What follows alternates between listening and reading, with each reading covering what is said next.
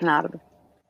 Hi, good afternoon, everyone, and thank you very much, Maria, for the introduction, and thank you first to EIF for the invitation to participate in this panel, and especially with such a high level group of experts speaking.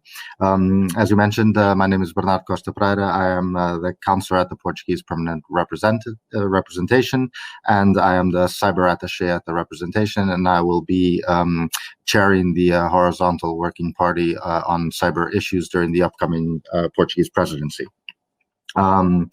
First, a caveat or quick caveat that I just wanted to put: I might have to run before the end of the conference today. So if I'm not able to get all of the questions and answers at the end, I'll be happy to if you can send them to the EIF Secretariat, and I'll be happy to get back to you and answer as best as possible. Let me just start by thanking you again for this opportunity to present a little bit the issues which we see coming onto the agenda as we approach the beginning of the Portuguese presidency in 2021.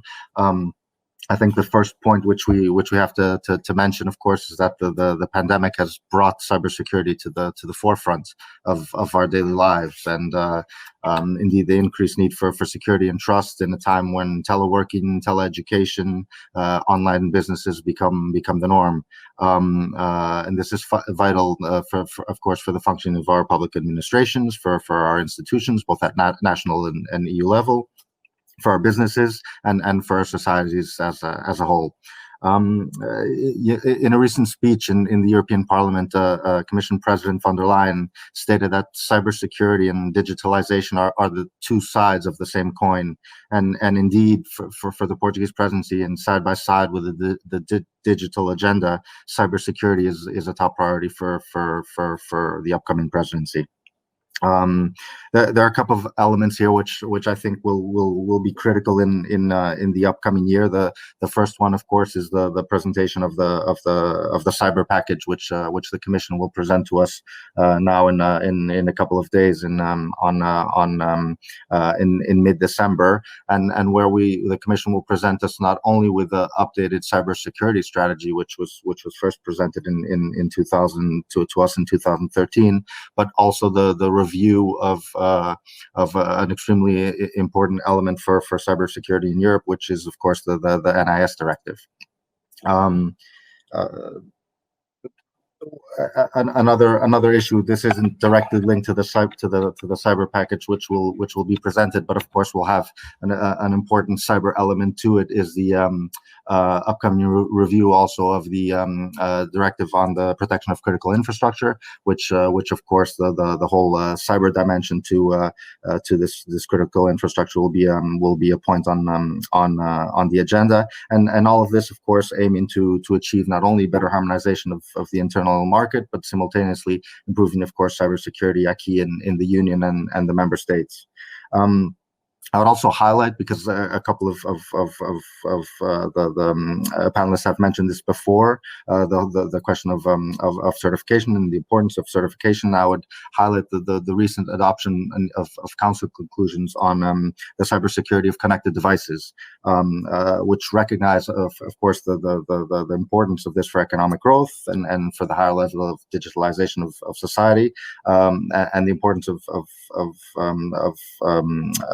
cybersecurity connected devices due to the critical role, of course, of new and emerging technologies such as 5G, cloud computing, artificial intelligence, and the impact that this will have in our societies. Another important element of discussion, which is of course an ongoing negotiation between the Council and the Parliament, but which we'll see developments hopefully very soon, is of course the regulation on the European Cybersecurity Competence Center, for Industrial Technology and Research Competence Center, and of course the network of national coordination centers. And this will hopefully be a big bridge, not only in terms of combating the fragmentation of investment and innovation in this sector. We will, as the Portuguese presidency, assume the responsibility of building on these core files. And in view of the consolidation of the digital single market. But at the same time, we also want to continue to amplify the Europeans' voice on the international stage, and of course the ongoing efforts in cyber diplomacy in different international fora. But of course, the different UN processes would be perhaps the main elements of this. And here, of course, our ambition is to continue to foster the strong rules-based, free, open, secure, and stable cyberspace, and governed and guided by international law and norms on responsible state behavior. And here we go into the more cyber diplomacy element of the cybersecurity debate, not only in terms of our international partnerships and the different cyber dialogues which the Union has established with different international partners, but also to the question of the cyber diplomacy toolbox. And here, of course, the toolbox is a wide range of instruments in order to promote cybersecurity worldwide. It goes very much in line with the geopolitical role of that the Union seeks to assume on the international stage, but also very much linked to the question of strategic autonomy of the Union. And here, I mean, I would highlight not only the issues of capacity building, but also confidence building measures. And as I had mentioned before, the Union's contribution, and very important contribution, to the different UN processes. I would leave it there, and of course I'm happy to then answer any questions on the issues which I've raised. Thanks very much.